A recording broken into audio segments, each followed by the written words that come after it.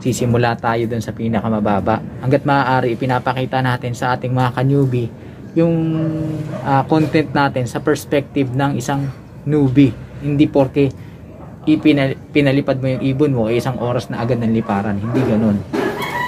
May mga pinagdaanan din yung mga kalapatids na sistema. Kaya nila nakuha yung ganung pamamaraan. So, yo, what's up mga kalapatids? Good morning sa ating lahat dyan, especially sa ating mga ka-newbie na nanonood sa ating programa Chocobo Love TV. Welcome back sa ating channel. At kanina nga, pinakawalan na natin yung ating mga alagang flyers para makapagbilad sa araw, sapagkat kahapon nga ay hindi tayo pakawala dahil umuulan.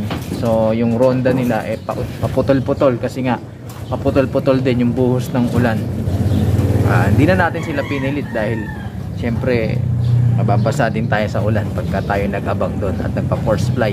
So ngayon, hayaan natin sila magbilad dyan sa araw.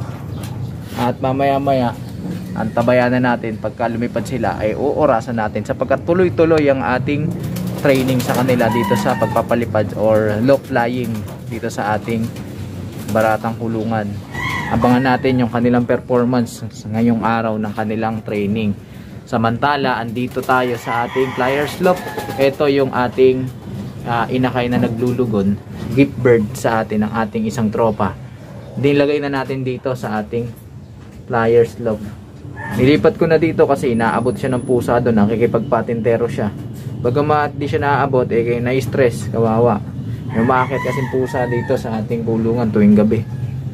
Kaya kailangan natin mag-iingat. At ayaw natin siyempre mawalan pa. Update naman tayo sa ating mga breeders. Unahin natin tong Vandenbroek, Taiwan. Yung itlog nga nila kagabi ay sinilip ko na, at yun, swerteng-swerte mga kalapatids, fertile yung itlog nila. Kung papala rin tayo, mapipisa ito sa katapusan, October 30. One eternity later. So yun mga kalapatids, update tayo. Ito, Taiwan soil binigay natin para makakuha naman sila ng kahit papaanong minerals na kanilang kailangan. At syempre magsisilbing grits na rin nila yan. So yun nga, nakapaglinis na ako at nasanitize na rin natin itong ating kulungan. Kanina hindi ko nga na-videohan yung kanilang ginawang paglipad sapagkat nawala sila. Hindi ko sila makita. So sayang yung oras pagka inintay ko para lang makuhaan. So tumagal din naman ng 16 minutes yung kanilang liparan. So okay na yon. Ngayon balik tayo dun sa ating pinag-uusapan. Kanina nga nakita natin silang dumating na at lumapag na dito sa ating sa bubong. Pinituhan agad natin. Yun pa rin yung sistema natin, yung disiplina na kapag ka dumapo na, dire-diretso na, hindi na pwedeng tumambay dun sa bubong, pipituhan na para kakain na. So ganun nga ang ginawa nila. Napakaganda nga mga kalapatids. Hindi ko lang na-videohan kasi dire-diretso na sila. Pagpito ko, dito na sila sa landing board na nagtatatambay at pinapasok ko na. Ngayon binigyan ko ng pagkain para siyempre makakondisyon pa rin yung kanilang isip na kapag ka pumasok sa kulungan, mayroon silang makakain dun. So may dagdag motivation sila sa trapping na disiplina na ginagawa natin. Konti lang yung binigay nating pagkain sa kanila. Bakit? Kasi mamaya mga kalapatids na ka-newbie, ipo-force fly natin sila. Pero parang self-toss na malapit dito. Kasi medyo atrasado na tayo sa schedule. Kung aasa lang tayo sa low flying, mahuhuli tayo. So ang gagawin ko, force fly natin sila at isasabay na rin natin yung markings na tinatawag. Yung pagmamarkings mga ka-newbie, ayun yung pagtatanda nila sa mga landmarks na nandito sa paligid, para maging mas madali o matandaan nila yung daan pa uwi sa kanilang kulungan. So yun nga, isasabay na natin yon. Malapit lang naman yon mga kalapatids. Yung mataas na building dito sa atin, mga or less 1 kilometer. So kayang-kaya nila yon. Yung lipad na yon, yung distansya na yon, kayang-kaya ng ronda nila yon. Yan, sa mga ka-newbie nating nagtatanong bakit 15 minutes lang daw, na napakahina naman. Well, gusto ko lang ipaalam sa inyo mga kalapatids na itong mga ibon na to na nandito sa ating flyer slope, sila yung pioneer na flyers dito sa ating kulungan. So hindi lang sila mahihina, sila rin yung pinaka pioneer dito. So yung mga napapanood kasi natin sa ating mga idol na 1 oras, 2 oras, mga kalapatid, established na yung loop nun. Kumbaga established na rin yung sistema. So tayo, nagsisimula tayo dun sa pinakamababa. Nagsisimula tayo sa simula. At hanggat maaari, ipinapakita natin sa ating mga ka-newbie yung content natin sa perspective ng isang newbie, para maintindihan nila na hindi porke pinalipad mo yung ibon mo 1 oras na agad ng liparan. Hindi ganun. May mga pinagdaanan din yung mga kalapatids na sistema, kaya nila nakuha yung ganung pamamaraan. So tayo, ganun ang gagawin natin.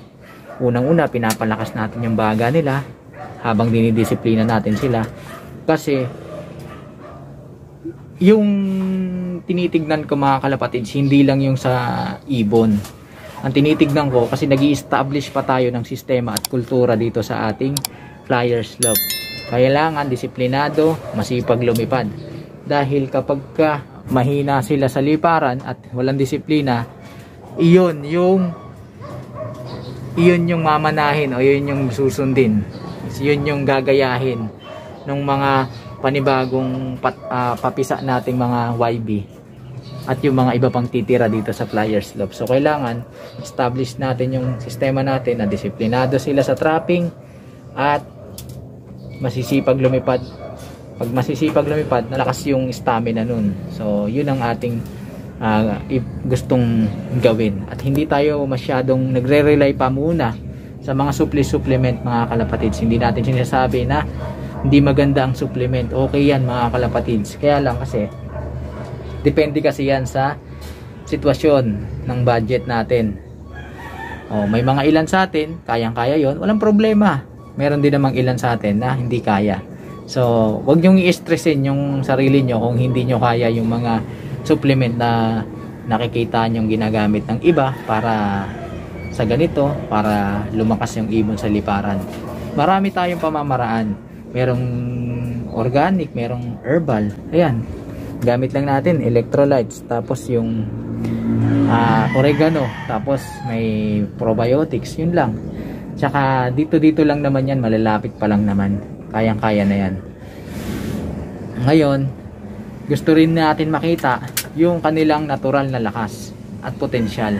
Kasi pagka ginamot mo agad yan, binigyan mo agad yan ng supplement, baka hindi mo makita yung totoong potensyal niyan, tapos umasa ka na lang sa gamot. Mas maganda, alam mo yung potensyal ng ibon mo, alam mo kayang lumipad ng malayuan, tapos kung bibigyan mo pa ng supplement, lalong kakayanin niya. So yun ang mas maganda, kaysa naman yung di mo alam, wala kang kasiguraduhan, di ka kumpiyansa dun sa ibon mo, tapos sinabi mo bigyan ko na lang ng ganito para kayanin niya, hindi yung magiging magandang resulta. So kailangan, sabi nga ng mga veteranong pansier, doon tayo sa natural na lakas ng ibon. Sa pagpapalipad natin, wala pa tayong binibigay na kung ano-ano. Electrolytes lang para mabawi nila yung kanilang lakas na nawala. Gusto ko iparating mga kalapatids na ka-newbie na hindi tayo veterano, hindi tayo ekspertong pansier. Ayun lang ay base sa ating mga karanasan at natutunan din sa ating mga veteranong idol na nag-aalaga ng ibon. So, kasi kung mapapansin nyo, yung nagbibigay ng supplement, nananalo. Pero hindi laging nananalo. Minsan natatalo. So, yung mga gumagamit ng mga natural, mga herbal, nananalo. At natatalo din. Hindi laging nananalo. So, ano ba talaga ang dapat? Walang mga kalapatids. Walang eksaktong formula. Kumbaga, bumatay na lang kayo dun sa sitwasyon ng inyong kulungan at ng inyong kakayahan ng bulsa nyo. Kasi wala naman talagang mga kalapatids. Kahit sandamakmak pang gamot ang bigay mo dyan, sandamakmak pa na supplement at pagpapalakas ang ibigay mo dyan, malaking tulong yun, pero hindi sigurado na nananalo yung ibon mo. So ganun lang yun mga kalapatids. Huwag natin i-stressin yung sarili natin. Doon tayo kung anong kaya natin at angkop sa sitwasyon natin at ng ating mga alaga at sa kulungan, sa ating loop. So yun mga ka-newbie, sana may nakuha kayo kahit papaanong idea sa ating ginawang kwentuhan dito sa ating kulungan sa umagang ito. At gusto kong isamantalahin yung pagkakataon na i-shout out yung ating solid supporters na si Red Check Lop TV. Idol, maraming salamat sa suporta at panunood dito sa ating channel. At happy flying sa iyo at good luck sa iyo at sa iyong mga alagang warriors. Sa mga silent viewers, huwag niyong kalimutang mag-subscribe at i-hit mo na ang notification bell para sa susunod na kwentuhan ay updated ka na. At ganun din, paki-like and share na rin ang video kung nagustuhan mo at pakisuportahan ang ating Facebook page para sa tuloy-tuloy na kwentuhan, nakapupulutan ng mga kaalaman. So paano mga kalapatids, hanggang sa muling pagkikita, paalam!